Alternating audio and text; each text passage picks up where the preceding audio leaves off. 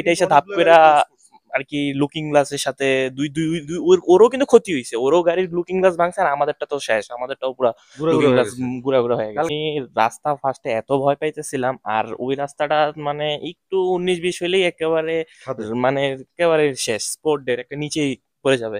তো ওই টাইমে যে এরকম একটা সিচুয়েশন ক্রিয়েট হবে আর আমরা এক্সপেক্ট করতে পারি না, আমি এবং প্রচন্ড এটা ভয় হচ্ছে পাই। অপোজিট সাইড থেকে যে গাড়িটা আসতেছিল সে হচ্ছে আমার গাড়ির সাথে সে লাগাই দেওয়ার ট্রাই করে, ইভেন তো সে ফুললি লাগাইতে পারে না, আমি ম্যানেজ করছি সামহাও।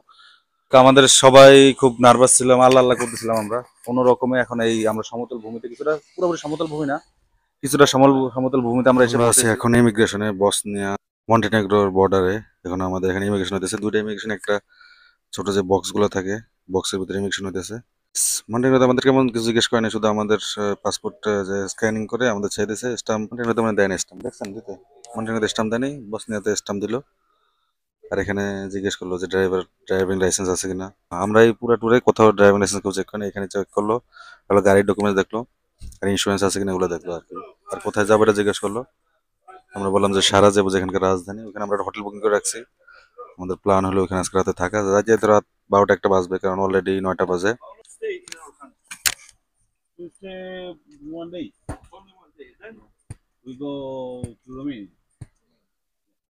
কতদিন থাকবো এটা জিজ্ঞেস করতেছিল, আমরা বললাম যে একদিন থাকবো। তো আমরা রোমানিয়াতে কতদিন আছে সেটাও জিজ্ঞেস করতেছে। মাসুম বললো যে আমি প্রায় 3 বছরের মতো থাকি। এক একজন একটা আর কি বললো কে কত বছর থাকে। জাস্ট এটা র্যান্ডম কোশ্চেন, এটা কোনো আসলে সিরিয়াস কিছু না, ফ্রেন্ডলি সবাই।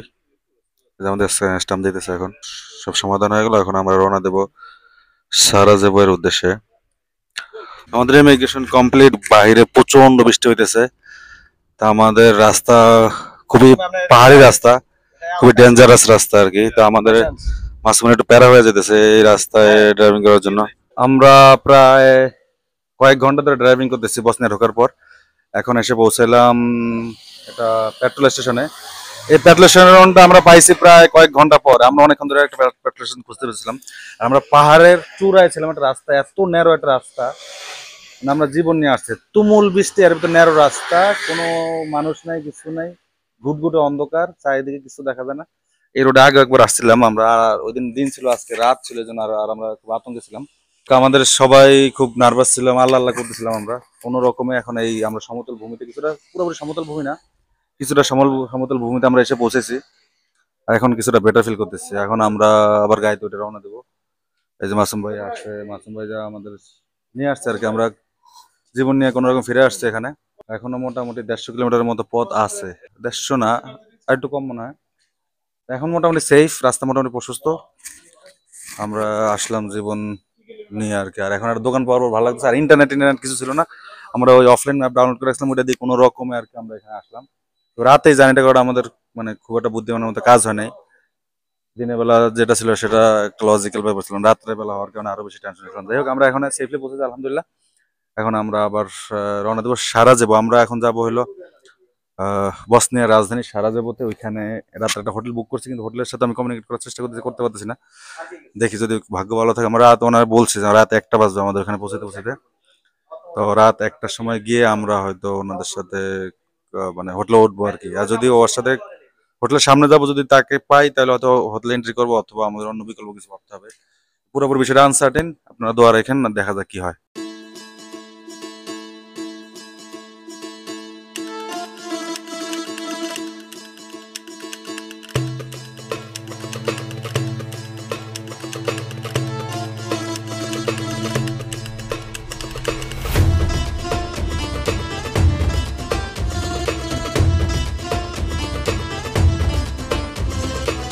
আমরা হোস্টেলে চলে আসছি। হোস্টেলের একটা ভিউ আপনাদের দেখাই। এটা হলো 1 2 3 4 5 6 6 জনের বেডের একটা হোস্টেল। হলো আমরা রাত্রে সেখানে উঠলাম, ফ্রি ওয়াইফাই আছে।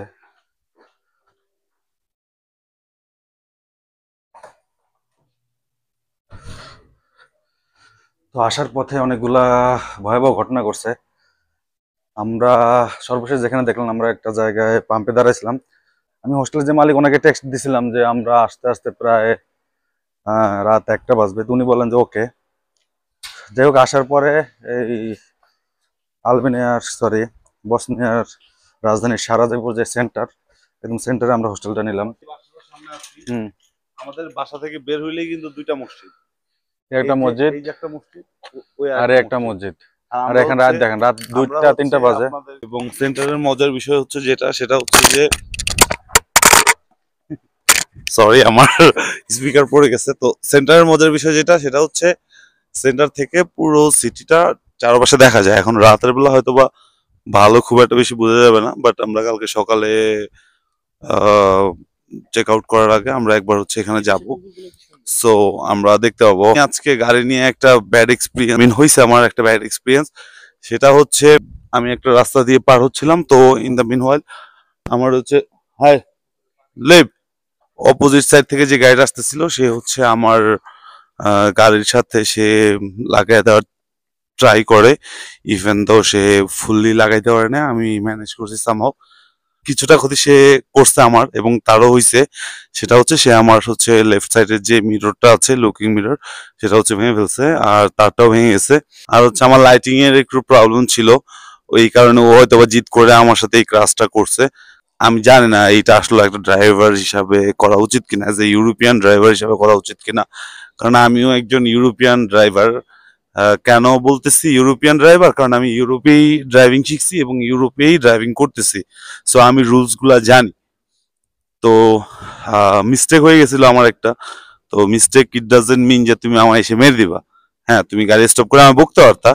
কি ছিল যে আমার ফগ লাইট জ্বালানো ছিল, এটা ওর চোখে লাগছে, বাট ওই টাইমে ফগ ছিল না। বাট এর 2-4-5 মিনিট আগে আমার ফগ ছিল। সো আমি ফগ যখন ছিল আমি ফগ লাইট ইউজ করছি, এটা আমি মনে করি না আমার দোষের কিছু, কারণ একটু পরপরই আমি ফগটা দেখতেছিলাম যে ফগটা আমার সামনে আসতেছে।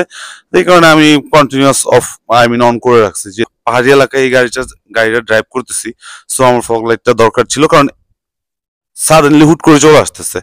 হয় আমি হচ্ছে একটা টানেলের ভিতর দিয়ে যাচ্ছিলাম। তো টানেলটা ছিল প্রায় 2.5 কিলোমিটার। তো টানেলের ভিতরে বাইরে যেহেতু বৃষ্টি হইতেছে, আমি হচ্ছে আমার উইন্ডশিল্ড ক্লিয়ার করার যে ইয়েটা আছে ওইটা যখন ইনসাইড ছিলাম তখন অফ করে রাখছি।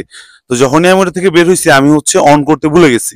তারপরে যেটা হইলো, যখন আমি বের হয়েছি তো বাইরে তো প্রচন্ড বৃষ্টি, আমি রাস্তা ভুলে গেছি, মানে আমি রাস্তা কিছু দেখতেছি না, যেহেতু প্রচন্ড পরিমাণ বৃষ্টি হতেছে। যাই হোক, ইন্ড অফ দ্য ডেতে এটা হচ্ছে ইম্পর্টেন্ট যে যদি আমি কোনো মিস্টেক করি, ইট ডাজেন্ট মিন যে আপনার আমাকে মানে অ্যাটাক করতে হবে।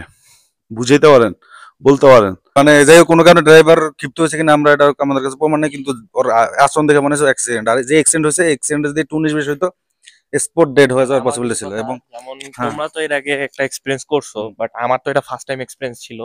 আমি রাস্তা ফার্স্টে এত ভয় পাইতেছিলাম, আর ওই রাস্তাটা মানে একটু 19-20 হইলেই একেবারে মানে একেবারে শেষ, স্পোর্ট ডেট একটা নিচেই পড়ে যাবে।